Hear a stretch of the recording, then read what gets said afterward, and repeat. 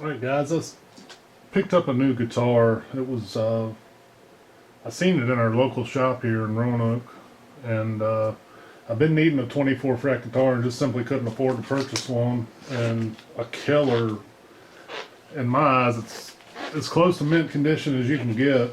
It's a Yamaha RGZ321P. Anyhow, it came into the shop and was just too good of a bargain to pass up to be such a nice guitar. So anyway, I snagged it for my need of a 24 fretter.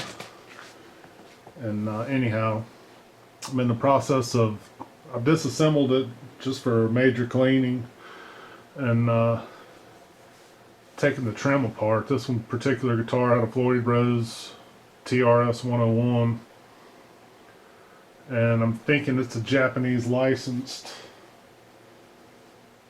trim. I don't know a whole lot about it, I will admit that. I haven't had a whole lot of time to research it yet, but I am taking it apart to clean it up thoroughly. But I mean, it was excellent to begin with. I mean, there was, look at that chrome. I mean, it looks like probably the day it come off the factory floor. All the screws, the saddle adjustment screws, the tuning fine tuners, all look brand new. I've read just briefly on the Floyd systems, and my understanding, these Japanese Takuchi, I believe is how you say it. But anyhow, I think that's what the Yamahas at the time were offering, kind of a license type deal. But that's a Japanese made trim. It's got a nice heavy block on it. I'm thinking it's steel. I haven't tested it yet, but I think it's steel. But yeah, man, killer deal on a beautiful guitar, man. And just cleaning it up some. But anyhow, I disassembled this trim just to, I didn't take it completely apart. I didn't knock the pins or anything out of the saddles or anything like that, but just got this here. If anyone has one of these trims, this video might be able to help you a little bit. But what I did, I do a good bit of mechanical work throughout my lifetime, and like I said, I'm not an expert on this particular product, but I think I got it figured out pretty well. Anyhow, what I have done, I don't know if they're machining. Let me show you here. Let me zoom in.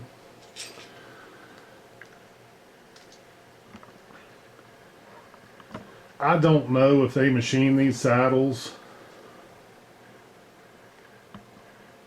from the factory, and I haven't even looked at it, to be honest with you, but the saddles where the string lays across, I don't know if they machine them for the different gauge strings or not.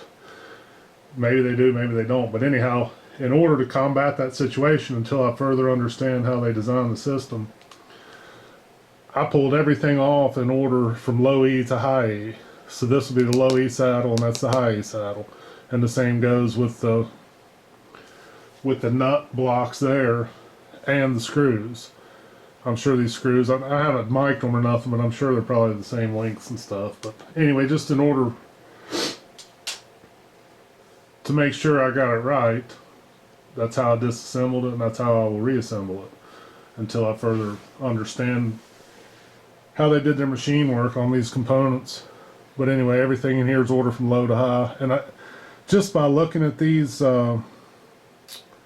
blocks that hold the strings down, to me the high E does look a bit thicker. I might just be looking at it incorrectly. I'll need to get a mic on it and check it, but if you don't have time to do all this stuff like I do, just pull it apart as it came off the guitar and put it back the same way. That way you're right.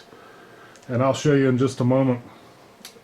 When you go to take this trim apart, once you loosen these screws up that dog down your strings with those keepers there, if it's loose at that point, if you turn this trim upside down, the little black steel keepers can fall out.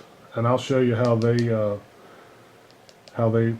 go in and out in case you do, flip it and they fall out on you. But anyhow, I just figured this would be a good time for a decent video in case folks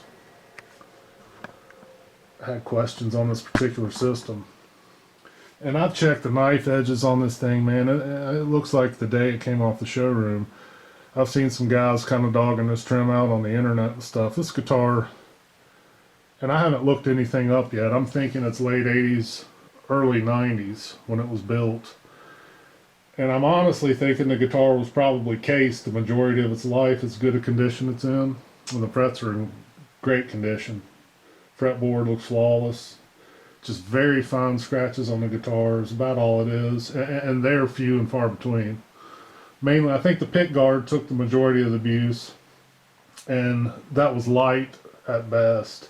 I mean, like I said, there's just very, very fine scratches that you gotta hunt to look for.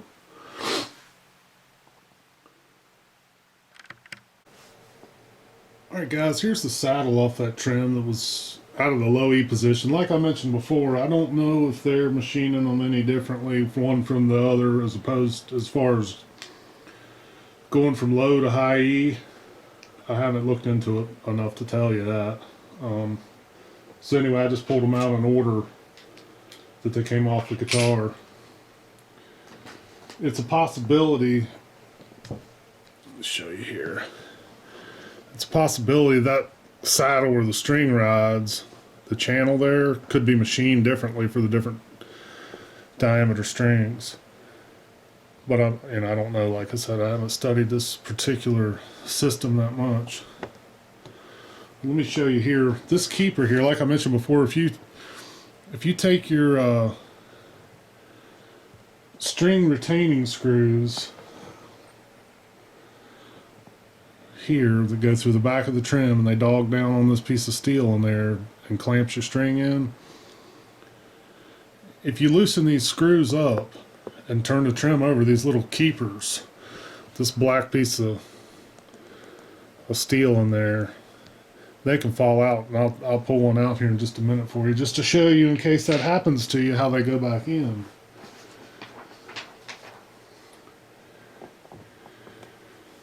But anyhow, I'll get a magnet here and I'll show you how that comes out. Okay, you see that little tab on the bottom?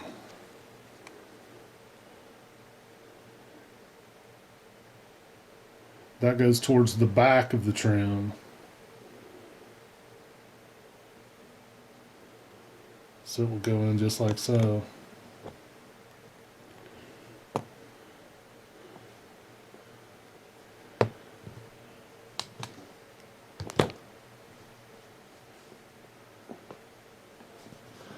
So if these fall out on you, the back tab goes down and to the back. And you can see the contact point. Let me get some light on the situation. We can't really see it too well. See where you can see where the string's been engaging in that face of that steel. So it goes with the tab back, like so, and in. And then you'll cut your ball end off your strings when you go to string it up, and it simply fits in between that slot there. So it would go down where the Allen key's going now, right in there, and then this jams against it and locks it in place. And that's just the basic kind of how that works. I'll tell you what, guys, the young folks today, man, that are interested in musical equipment and, you know, working on things, you've got it made today, kids. Because we didn't have all this information when I was a kid. If you took this thing apart when I was a kid, unless you knew a luthier or an expert or something, you were screwed. If you had any questions on how to get it other than just your best guess. Now you just, in the palm of your hand, you have all this information. Being that said, all these kids have all this information in the palm of their hands, and they're dumber than people have ever been. Well, on a large part. I'm not going to say all, because there are some great kids out with, you know, they're brilliant and doing some, you know, great things, but there's a whole lot of stupid folks in the world. Guess there always has been, always will be, but it seems to me more so now than ever. Maybe that's just kind of the way the things go as the technology advances, and the more access you have to information, the more complacent become people. And you got all this stuff. What's the incentive to work and try to learn something when you just everything's at your fingertips? Unless you're a driven and motivated person, there's not a whole lot of incentive to, if you're a lazy person, to try to bust your ass and learn or work or something.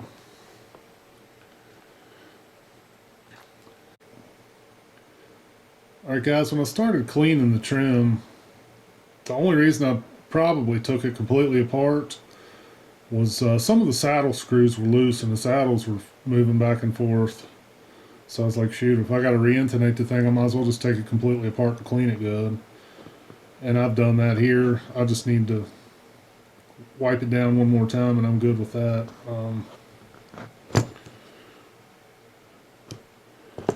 On these screws here, and I mean, we've all seen, for the year this guitar is, man, this thing is like mint. But these screws here, I think it's like a black oxide treatment, like what they're doing on, some firearms and stuff. I'm thinking, I could be wrong now, I'm sure folks will correct me, but as much as I've seen components and stuff, that's generally what it is, because it offers colorant to the part, but doesn't generally change it dimensionally. So that's why they generally will use that in some components. Like when they coat it, it doesn't make the outside diameter hardly any thicker whatsoever. It just gives it color. Whereas like some other type of coatings can actually increase the diameter of the screw. But anyway, the screws were in fantastic shape, so they don't need wire wheeling or anything like that. If you get an old crusty one, you might wire it up and recoat it or something, if you have the ability to do that. But what I'm going to do is just kind of lightly oil them down and wipe them down. But yeah, man, they're all the screws are, not sure how well you'll be able to see it. All these screws that I got are just like new. Alright guys, I got it all polished up, and it was, other than fingerprints and dust, it was in just as good a shape right here as it was. But my metal polish of choice, which I use on firearms and everything, is Flitz, man. It's the best stuff I've ever used. If this had surface rust on the chrome or was kind of grimy and stuff, it will pull rust off. Now it won't take the pitting out. Once the metal is eroded away, you're not getting the metal back unless you drop a bead of weld or something on it and, you know what I'm saying, machine it out. But if it's got rust on it, it will pull it off. Like I said, now if your components pitted or something, it will clean the rust out of the pits if you put the time into it. But some great stuff at Flitz Polish. Alright guys, I wasn't going to show this, but I got to thinking about it. I was like, man, if there's some kids that need to see this, if they haven't done a whole lot of, work or, playing around with things or, mechanical stuff. I was like, well, I'll just show the reassembly for the kids, man, because maybe it might help you. So anyway, and I can't remember the size of this Allen key, but I just loosened all the saddles, just backed it off, half to 3/4 a turn or so. And then the saddles just slide up under that screw head. See, like so. I mean, it's simple. Brilliant engineering and design, but ease of use and simplicity as far as reassembly and disassembly. Might not be, the easiest instrument to intonate, and that's because it's a compound mechanism. This thing is, it's truly a brilliant design. You see this one here is a little tight, so I'll back that screw out and it slides right in place. And they go just like so.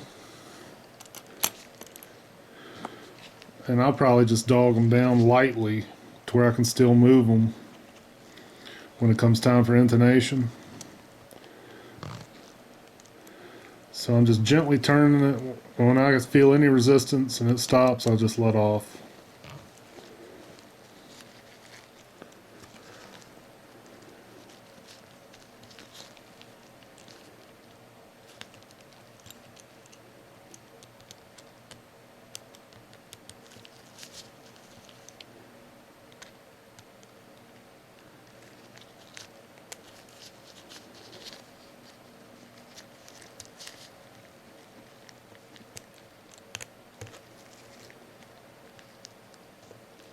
Okay, so I got them gently dogged down. Now, at this point, guys, if you turn this thing upside down, these keepers are coming out. And these saddles are probably still loose. They still might be able to move around some. See, like you just seen that one slide. But anyway, I'll just set this to the side. I polished that up with flits, wiped all the saddles down individually, and I've got it just gently reassembled. I'll set this to the side for now.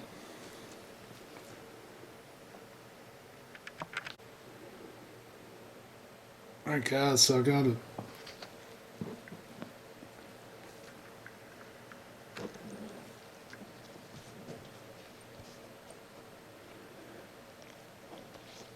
Got the saddles back in place, so I'll just lightly thread the string retaining screws in place, and then that'll just hold the saddle kind of taut.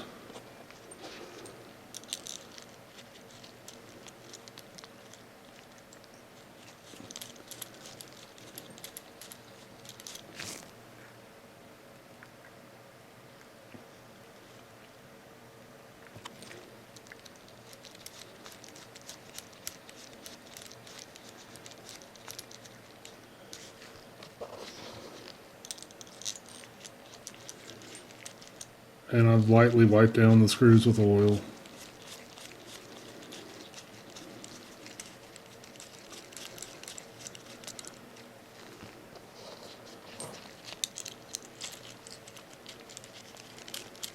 And the gloves obviously are to keep my fingerprints, salty, oily fingerprints off the freshly polished trim.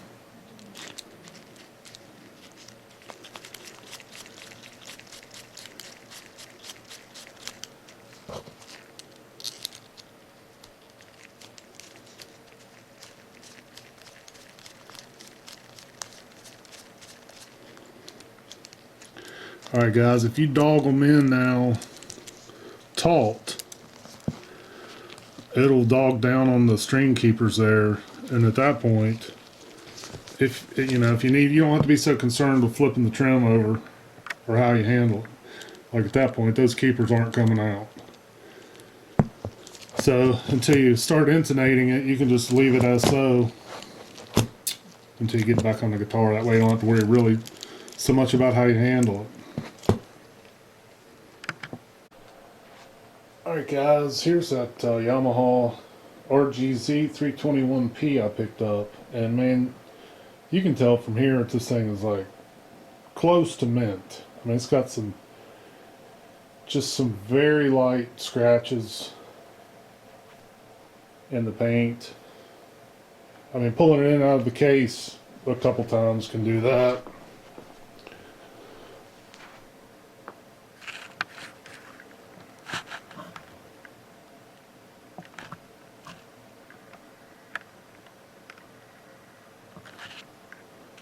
But I got it all polished up. I simply used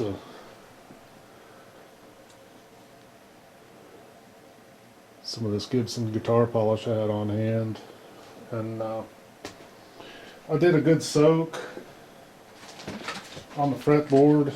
It could probably use a deep cleaning because there's a little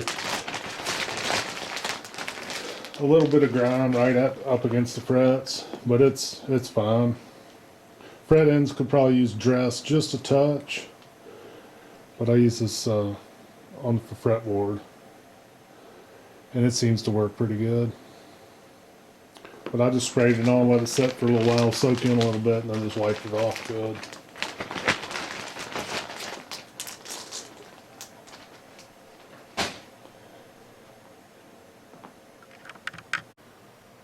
Alright guys, I'll just try to show you how clean this thing is, man.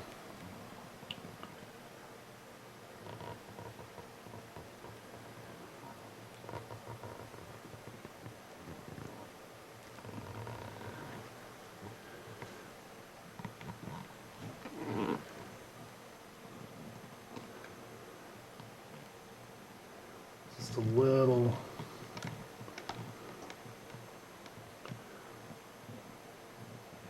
I'll have to reevaluate that and make sure that's not a piece of polish. Let me check something. Alright guys, I was just kind of going over it. It's like I didn't see that the other day. There was a little bit of polish there. I guess it kind of crusted on there, but I got that off, so you can see how clean this thing is. For guitar its age, it's apparent that it wasn't played very much. And I haven't run the numbers yet.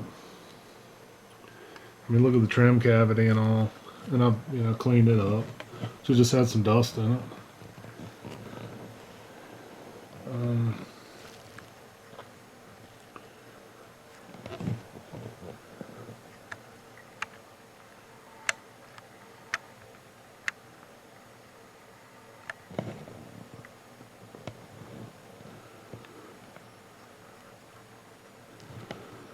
The camera's not really,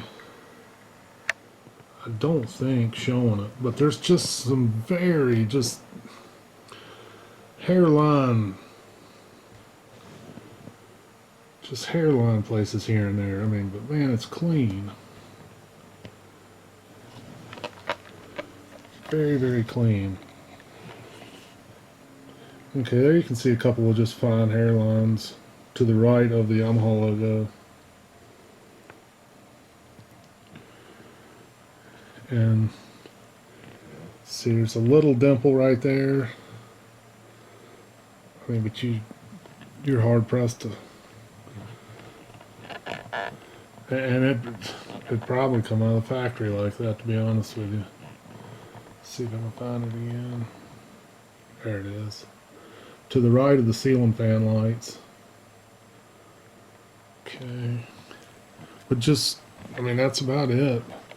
It's a couple little hairline scratches there.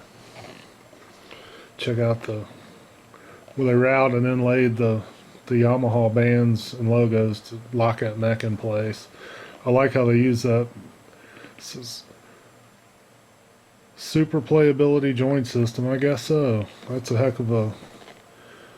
So instead of just 4 tension points with screws, you're getting these bands to really dog that neck down tight.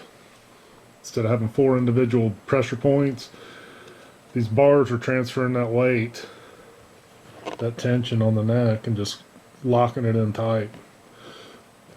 Of course, you see the neck here.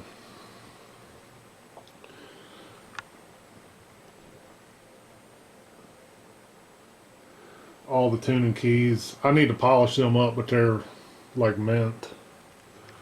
They're not scratched or anything.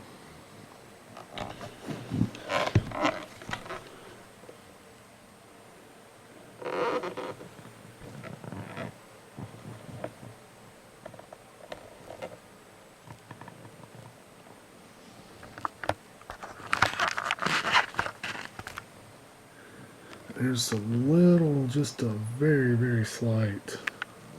I don't even think you can see it, man.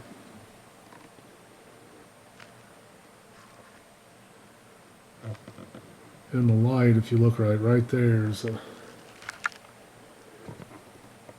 There, you can barely see it.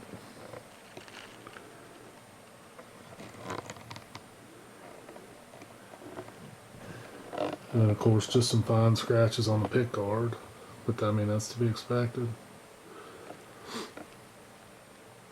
The fretboard.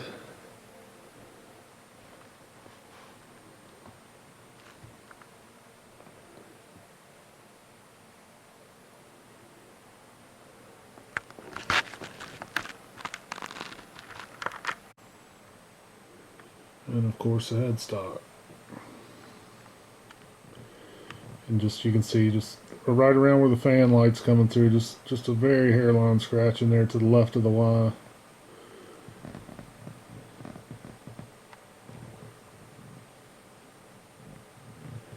Around the edges, no dings, no crazy nonsense. That's, you know, I don't understand. I understand people, if you played an instrument and you're out here touring and stuff and you kind of beat and bang it up, you know, I get it. It's what you're doing. But the whole relic thing, I don't get it. Why do I want to buy a guitar that somebody's beat up and falsely banged it up? It's not for me. And they're paying big money for this stuff. It's kind of silly, I think. If I want a guitar, I want the thing new, and I want to. If I make a ding in it, I want it to be mine, not some dude in a factory with a chain or something. Anyway, guys, I'm tickled with it. I need a 24 fretter and a bar for some stuff I want to do, you know, learning. And I just simply don't have the money to purchase an instrument. This just kind of came out of nowhere and was very inexpensive, so I was able to grab it.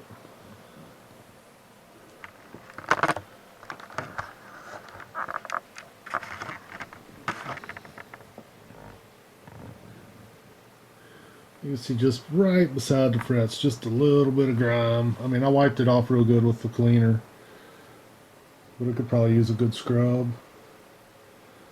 Maybe a fret polish. There's a couple little small dings in places, but this guitar has not seen any abuse whatsoever. And they're kind of, I guess they come with a jumbo fret. I don't think it's been refretted. I don't see any tear out or anything. And I've seen another one of these guitars in a video, and it had the big frets on it too, so I'm assuming it came with them. But yeah, man, cool things.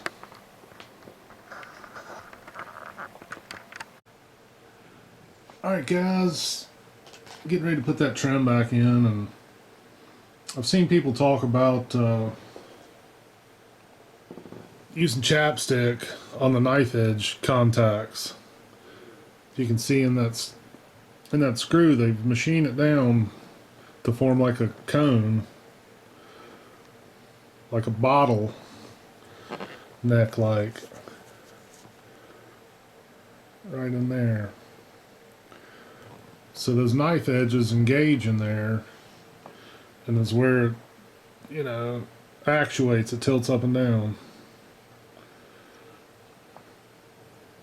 Let me get the trim, I'll show you.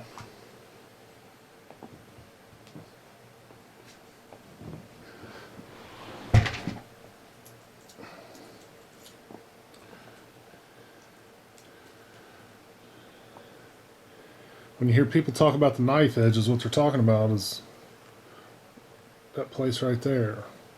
It's almost like a chainsaw tooth, how they sharpen a chainsaw tooth into a point.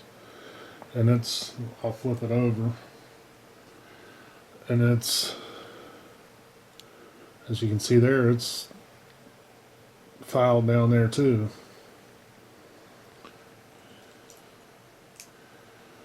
So your contact points on the knife edges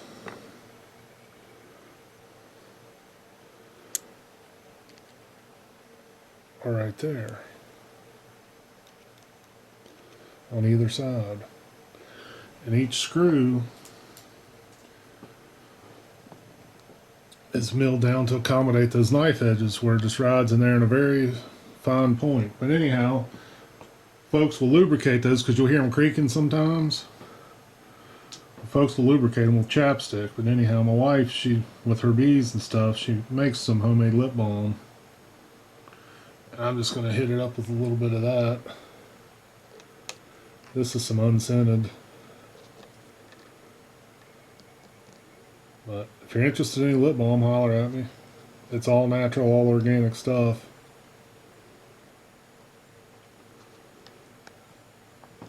She has several different flavors available. But anyhow, let me open this thing up and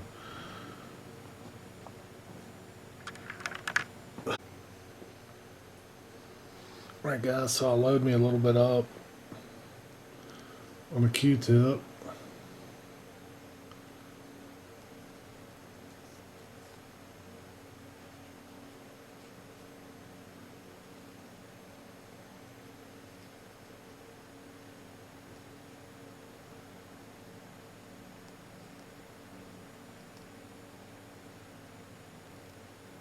Should be plenty there. Okay.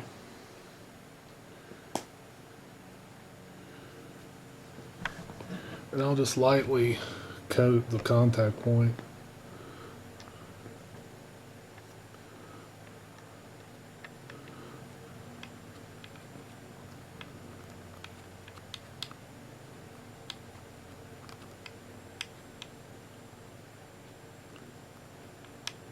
Okay. And I'll also brush some on the knife edges just a little bit.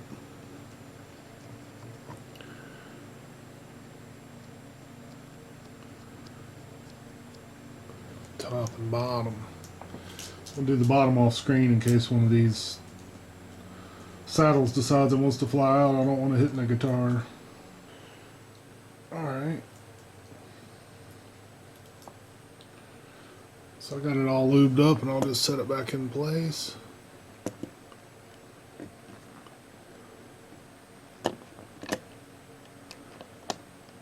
I'll just hold it there and reposition the camera.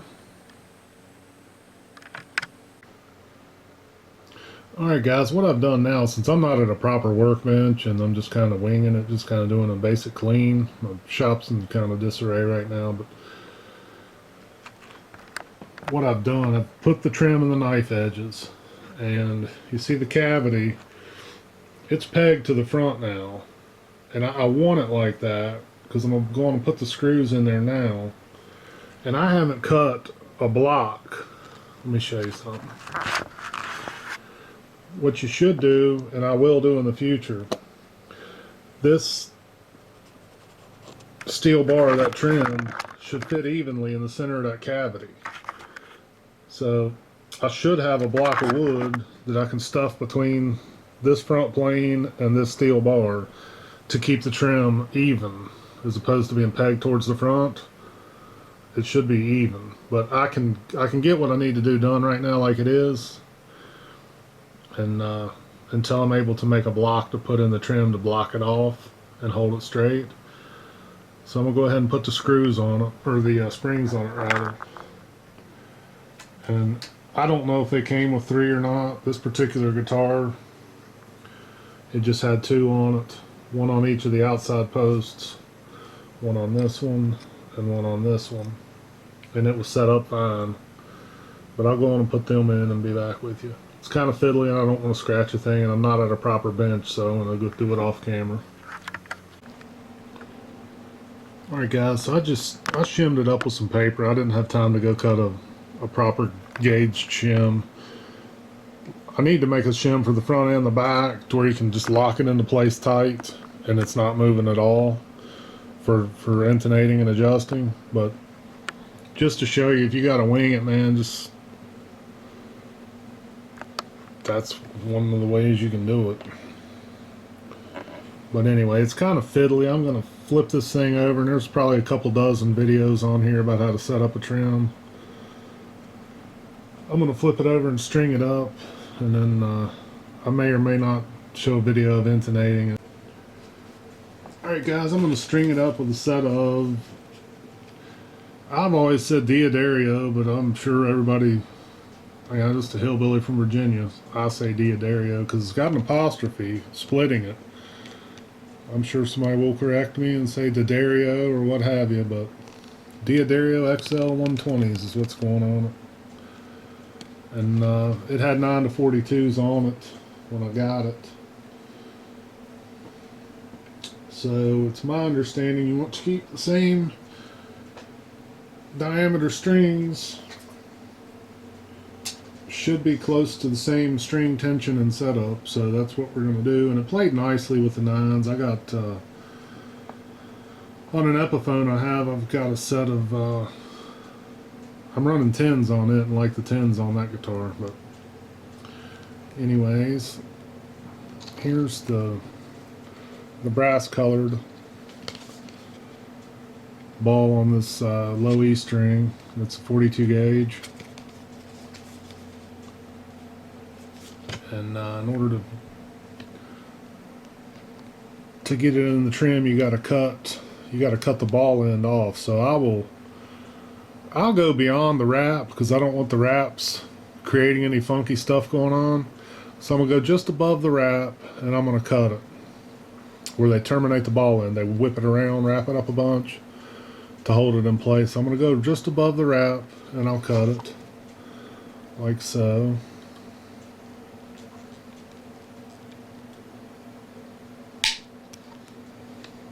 Okay,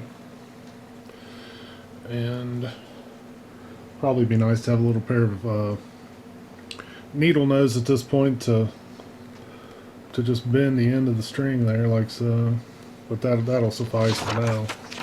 So I'll go on and loosen up my screw on the back of the trim here. Let's see here. And in the bottom of these saddles here, I've seen some trims that are like open on the bottom of the saddle, so the string could actually punch through and dog out on the bottom of your trim, but this one doesn't. The bottom of that is solid, so I can just stick the string in until it stops and then dog it down. Alright guys, I got the string with a slight bend in it. And now I'll feed it down in between the jam block, and you want to keep it in the center of that block in order for it to get the right amount of, the right pull on the string. Let's see if I can show you here. With the camera. Yeah, you want the string to line up in the center of that block, because if it's off one way or the other, it can get your tuning out. And it won't seat right. So I'll make sure that's all centered up, and I'll tighten it up with the Allen key.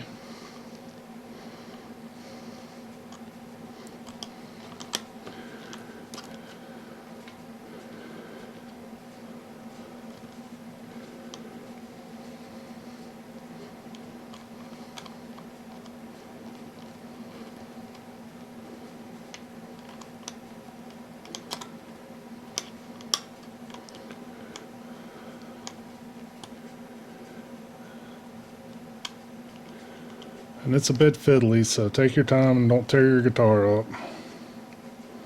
And just snug, don't wring them out. There we go.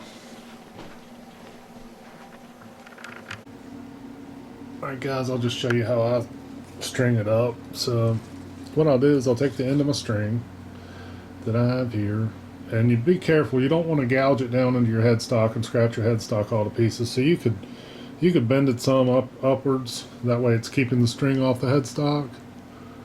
But anyhow, I'll just feed it through the hole.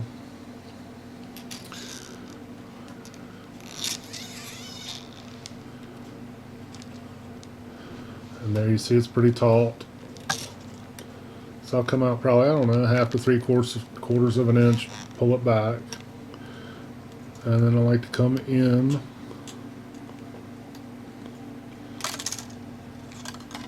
with the string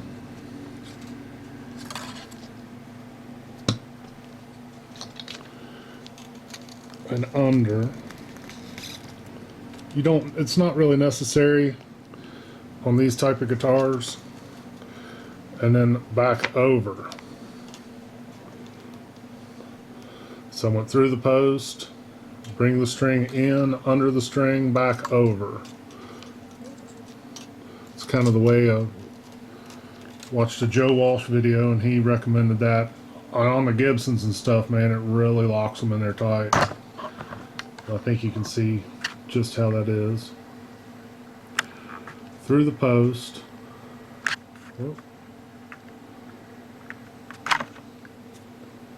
Get this thing to focus. Round the post, under the string, back over. And now at this point, I'll take and just bend the string kind of up to keep it from laying on top of the headstock. Alright, so I got it fed through the post, and I'll go on and start cranking it down. And I'm holding tight. You can see my fingers are holding the string tight. And you also want to push down on it just to make sure. I like to get the wraps under, but I'll just be cognizant of that.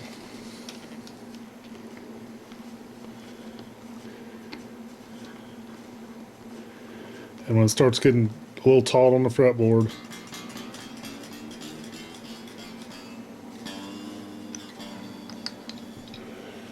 okay.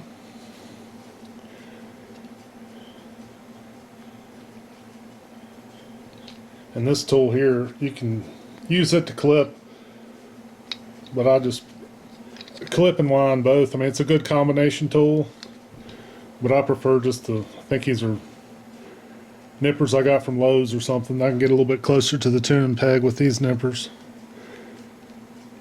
And then I just like to get nice and tight and close and clip it off. But that's about it. Just repeat that 5 more times and you're good to go.